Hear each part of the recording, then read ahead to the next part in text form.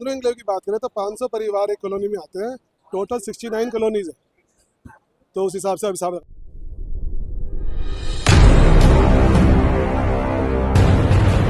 लगातार आप धरना प्रदर्शन कर रहे हैं महेंद्र एन्क्लेव के लिए। पिछली बार भी आए थे और आप जो मंत्रालय को भी चिट्ठियां लिख रहे हैं, आपका बहुत सारी बात हो रही है, कोई शुभ सूचना है क्या? नहीं जी, कोई शुभ सूचना नहीं है। और आज ये पीसी करने का भी हमारा कारण सिर्फ एक ही था, क्योंकि जो हम देख रहे हैं, जो हमारे क्षेत्रीय सांसद हैं डॉक्टर हर्षवर्धन जी, वो हर तरह से इस चीज़ में विफल रहे हैं, किसी भी तरह से वो साथ नहीं दे रहे हैं। और मुझे ऐसा लगता है पिछले 4 साल में उन्होंने इस चीज़ पे कोई कोशिश भी नहीं करी। आज मेरे पास डॉक्यूमेंट्स है, जो मैं हरदीप सिंह पुरी जी की बात करूं, उन्होंने पिछले 4 साल से सेम जवाब दे रहे हैं। वो डीडीए में हमारी लेटर्स फॉरवर्ड करते हैं, तो डीडीए वाले पिछले 4 साल में सेम जवाब दे रहे हैं। हम देखते हैं कि ये क्यों नहीं हुआ, हम क्यों नहीं हुआ, हम उनसे बात पूछते हैं, तो उनके पास उस चीज़ का कोई जवाब नहीं, कोई जवाब नहीं होता उस चीज़ों का कि ये क्यों नहीं हुआ। तो हमारा आज ये प्रेस कॉन्फ्रेंस करने का सिर्फ आज भी एक ही नज़रिया है या कहना है कि क्षेत्रीय सांसद को हमारा साथ देना चाहिए। उन्होंने पिछले 4 साल में भी यदि कुछ नहीं करा तो अब आज भी कहते हैं, तो आज हमारा साथ दीजिए, हम करवाएंगे इसको कॉलोनी को पास। और हमने लोगों से वादा करा, अब इस कॉलोनी को पास करवा के रहें। कितने परिवार इफेक्टेड हैं इससे?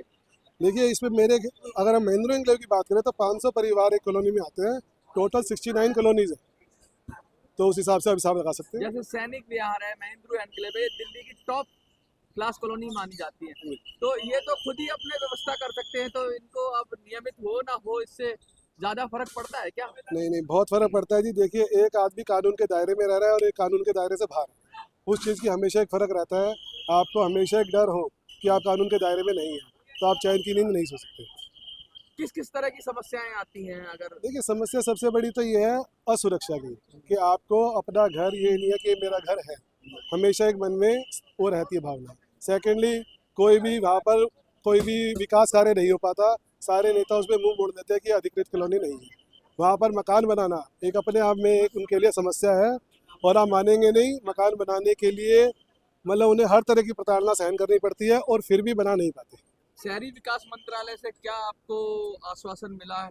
मैंने वही बताया आपको, जब हमने उनसे बात करी या उनके पास उनके संपर्क में आए, पिछले 4 साल से हम देख रहे हैं सिर्फ और सिर्फ वही जवाब, एक स्टीरियोटाइप जवाब होता है आदमी का, वही कॉपी बार बार आ जाती है, और उसके अलावा उनके पास कोई जवाब नहीं है इस चीज़ में। आगे की क्या रूपरेखा है? आगे हमने अपने क्षेत्रीय सांसद को ये कहा, यदि आप नहीं करवा सकते, यदि आप, हम देख रहे हैं हमारे जो हरदीप पुरी जी है वो नहीं करवा पा रहे हैं, तो हमारी प्रधानमंत्री जी से एक मुलाकात करवाइए, क्योंकि देखिए सर्वो तो वही है। ये लड़ाई कब से लड़ रहे हैं आप? मेरे को इसमें लगभग 3 साल हो गए हैं। आपने कहा कि प्रधानमंत्री से मुलाकात कराइए, हाँ जी। प्रधानमंत्री से मिलकर के आप अपनी क्या बात बताना चाहेंगे? देखिए, मेरा मानना ये है, आज हमारे प्रधानमंत्री या हमारे कोई सी भी पार्टी की बात करो, मैं हमेशा कहता हूँ आज बीजेपी के प्रधानमंत्री है, कल हो सकता है किसी और पार्टी के हो, भाई प्रधानमंत्री हमारे देश के, अगर उनके संज्ञान में बात आए तो मुझे नहीं लगता वो इस चीज़ से पीछे हटेंगे और हमारा साथ देंगे, और ये कॉलोनी जरूर अधिकृत होगी।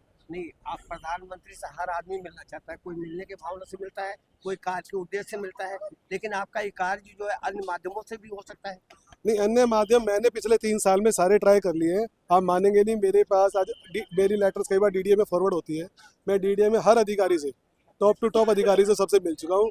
उन्होंने अनऑफिशियल स्टेटमेंट्स, ऑफिशियल स्टेटमेंट, सब में यही कहा है हमेशा कि देखिए, हमारा काम है पॉलिसी को अप्लाई करना, हम पॉलिसी बनाते नहीं है, पॉलिसी बनाना सरकार का काम। तो सरकार जब पॉलिसी बनाएगी तो उस पर एक्शन हम ले सकते हैं। हमारे पास लेटर आना भी उनके हिसाब से कोई और मायने नहीं रखता है। नहीं, आपका सारा काम तो इलेक्टेड लोग करेंगे। हाँ या बिल्कुल, सिलेक्टेड लोग करेंगे। हाँ बिल्कुल ठीक बात है। आप किस पर निर्भर होना चाहेंगे, इलेक्टेड पर निर्भर होना चाहेंगे, सिलेक्टेड पे? सेलेक्टेड से आपका क्या मतलब है जी? जो राजपत्रित अधिकारी होते हैं, काम उनके द्वारा होगा? नहीं, देखिए, ये पॉलिसी मैटर, जितना मैं समझाऊँ अभी तक, ये पॉलिसी सरकार बनाएगी, तो ये सरकार के माध्यम से ही काम हो सकता है मेरा। अच्छा, जो पुनीत जी लगातार आप प्रोटेस्ट तो कर ही रहे हो, क्या आप परिवारों के साथ भी प्रोटेस्ट करोगे? क्योंकि परिवार भी होंगे वहाँ पे जो अफेक्टेड है। बिल्कुल, मैं लगभग, देखिए, मैं वैसे महेंद्र एन्क्लेव के सामने रहता हूँ, वहीं से मेरी ये लड़ाई शुरू हुई थी, तो मैं उन लोगों के संपर्क में रहता हूँ, वहाँ के आरडब्ल्यू के संपर्क में रहता हूँ। उन लोगों ने, बेचारों ने बहुत कोशिशें करी है, मैं उनसे मिलता हूँ तो उनकी आंखों में एक दर्द है, वो एक निराश हो चुके हैं लोकल लेवल पे। देखिए, हर एक का एक रीच का लेवल होता है। आज मैं पीछे हर्षवर्धन जी से मिलकर आया, हमारे आगे सांसद, उन्होंने एक बार कहा कि मैं आपके साथ हूँ जी समस्या में। पहले उन्होंने अपनी मजबूरी दिखाई कि मैं कुछ नहीं कर सकता, फिर हमने कहा जी हम करवा लेंगे, देख रहे आप हमारे साथ हो, कहते हैं जी हमारे साथ। हमने कहा आप देखिए, हरदीप पुरी जी से हम पिछले 4 साल से टच में है, कोई रिजल्ट नहीं आ रहा, तो हमारी प्रधानमंत्री जी से हम मुलाकात करवाइए, क्योंकि और कोई इसका रास्ता नज़र नहीं आता। लेकिन उसके लिए उन्होंने अपना हाथ पीछे खींच लिया और वो किसी भी तरह से हमारा साथ नहीं दे रहे। भाई आप बताइए कि समय तो राज्यसभा सदस्य, लोकसभा सदस्य उनकी नहीं सुनी जा रही, तो आपकी क्या सुनी जाएगी लोकसभा में? कैसे नहीं, देखिए, अगर हम ये सोचेंगे, ये सोच के घर पे बैठ जाएंगे तो हम अपना काम ठीक से नहीं कर रहे। देखिए, हमारा काम है आवाज़, अगर कहीं कुछ गलत हो रहा है तो हमारा काम है आवाज़ उठाना और सरकार का काम है उस आवाज़ को सुनना। अगर हम मांगे पूरी नहीं होती तो रणनीति आगे क्या रहेगी? देखिए, पहली बात तो ये है, मेरा मानना ये है, ये मांग हम इसका पीछा नहीं छोड़ेंगे, इस मांग को तो हम पूरा करवा के रहेंगे। पहली बात तो ये कब होएगी, वो सरकारें हमें आगे डिले करवा सकती है किसी चीज़ को, लेकिन क्योंकि ये मांग कोई नाजायज़ नहीं है, शुरू में कहा गया ये एफ्लुएंट कॉलोनीज है और हम ये करेंगे तो लोग कहेंगे सूट बूट की सरकार है। हरदीपुरी जी की स्टेटमेंट आई थी कि सूट बूट की सरकार है, इसलिए नहीं हुई। तो हमारा आज किस किस को मेमोरेंडम देंगे आप? किस किस को आपने दिया? आज हम दोबारे प्रधानमंत्री जी को देंगे और हरदीपुरी जी के ऑफिस में भी देंगे और साथ में हर्षवर्धन जी के भी पहुंचाएंगे। हालांकि वो कोई काम नहीं कर रहे हैं, लेकिन फिर भी हम उन तक पहुंचाएंगे। कोई मैसेज देना चाहोगे? मैसेज यही है जी, लोगों में बहुत दर्द है, ये कॉलोनी अधिकृत होनी चाहिए। बहुत लोगों ने बहुत वेट कर लिया है। एक कहावत मैं हमेशा कहता हूँ, justice delayed is justice denied. ठीक है, बहुत लेट भी कोई रिजल्ट आता है तो उसके कई फायदे नहीं निकलते हैं। तो पहले ही बहुत लेट हो चुका है, सरकारों को जागना चाहिए और किसी तरह से नरेंद्र मोदी जी तक अगर ये मैसेज पहुंचेगा तो मेरा मानना ये है वो जरूर इस पर एक्शन लेंगे। और देखिए, एक चुनाव, एक टाइम होता है इन कामों को करवाने का। अब 2024 चुनाव सर पर है, तो मेरा मानना है उससे पहले ये डिसीजन होना चाहिए और ये कॉलोनी अधिकृत होनी चाहिए। अच्छा, ये एफ्लुएंट कॉलोनीज भी है तो हम हमेशा कहते हैं इनसे टैक्स थोड़ा ज़्यादा ले लिया जाए चाहे, लेकिन ये अधिकृत करना चाहिए।